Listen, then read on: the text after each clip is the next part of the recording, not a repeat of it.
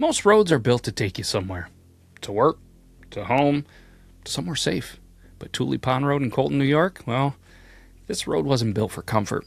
It was built to go into something. Deep into the woods, deep into the Adirondacks. And a long time ago, deep into a world where help didn't come quickly. And sometimes, help didn't come at all. Because if you were traveling down this road 100 years ago, there's a real chance you weren't coming back the same. Welcome back, everybody, to another episode, Street Sign Storytime, where I drive all over this beautiful, I was going to say country, but it's more like county, and especially during softball season when I can't go anywhere because it does nothing but rain here and snow, and it's cold. And I said, where else feels my pain? Well, Colton in the Adirondacks. And I was just having a conversation with a couple of people. The Tooley Pond Road came up, and I said, you know what? I need to dig into this. I know I've been down this road. A bunch of my buddies have been down this road. There's camps down this road. I've had a beer on this road.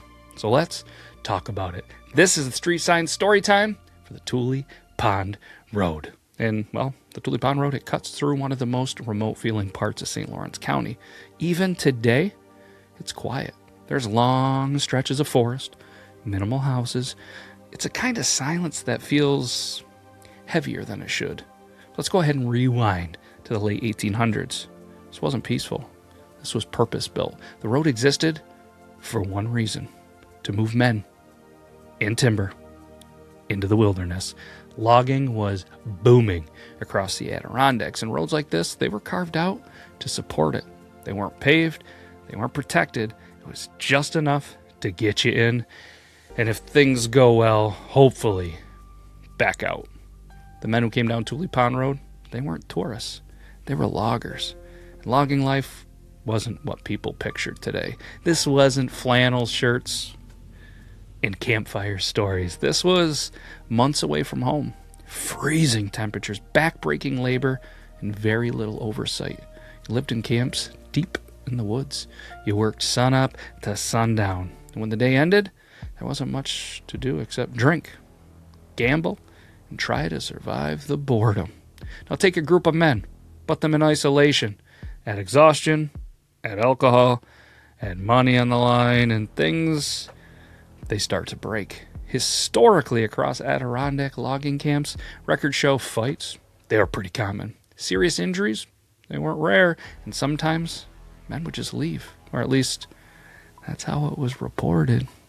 We probably know what that really means. But here's the part people don't really think about. When something went wrong out there, there wasn't a system waiting to respond. There was no quick ambulance. There was no police station around the corner. There was no immediate investigation. If a man got hurt, it might take hours. It might take days. It might take weeks to get help. Two men got into a fight. There were no witnesses beyond what happened at the camp. And if someone disappeared, well, out there were a lot of places that those people could disappear into. I mean, you're talking dense woods, rough terrain, miles of land with nobody around. And then, well, there's the water, because Tooley Pond itself, along the nearby falls and fast-moving sections of river, well, it's cold, it's unforgiving. It's powerful enough to take someone under and not give them back. I mean, there are documented risks in these environments. Falls, drownings, accidents during logging operations, because here's the unsettling part. Not everything is going to make it into the official records, especially in the 1800s.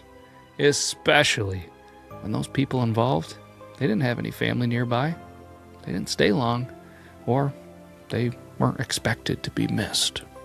But when you look at places like the Tooley Pond Road, you have to understand something. History doesn't just live within what's written down. It lives in what wasn't. Logging camps, they came and went. Workers, they moved through quickly. Record keeping, especially in remote areas like this, it was pretty far from perfect. So when someone left camp and never showed up again, sometimes it was just written off. Sometimes it wasn't followed up on. And sometimes it just became another story that stayed in those woods. Wasn't a headline. Wasn't a case file. Just gone. And the road kept doing what it was built to do. Just bringing the next group of men in.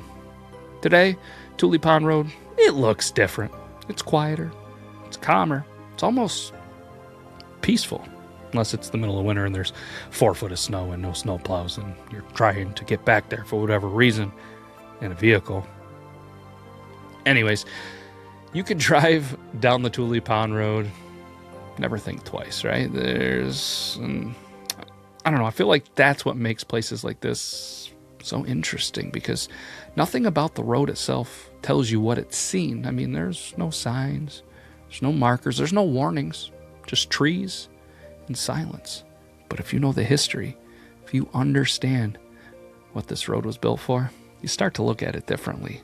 Not as a scenic drive, but as a path into a part of the North Country where for a time, the rules were thinner. The risks, they were higher. And not every story made it back out. Most people, they're going to drive down the Tooley Pond Road, see nothing unusual. They won't even see a bear. That's unusual to some people. But everybody just thinks it's just another road in northern New York. But roads like this, they don't need to look dangerous, because their history, it already is. And the next time you find yourself on a quiet stretch road like this, with nothing but woods on both sides and terrible cell phone service, better pre-download it, or maybe even bring a paper map or print it off like we used to have to in the late 90s, early 2000s. MapQuest, baby. Anybody else remember that? Either way, it's worth asking yourself, how many stories are still out there that nobody ever got the chance to tell? That's all we got. This has been another episode of the Street Sign Storytime. If you got a road name that you want me to dig into, let me know in the comments, or maybe if I see you out and about having a beverage, feel free to let me know then as well. All right, that's all we got. We'll be back next week. Take care, everybody.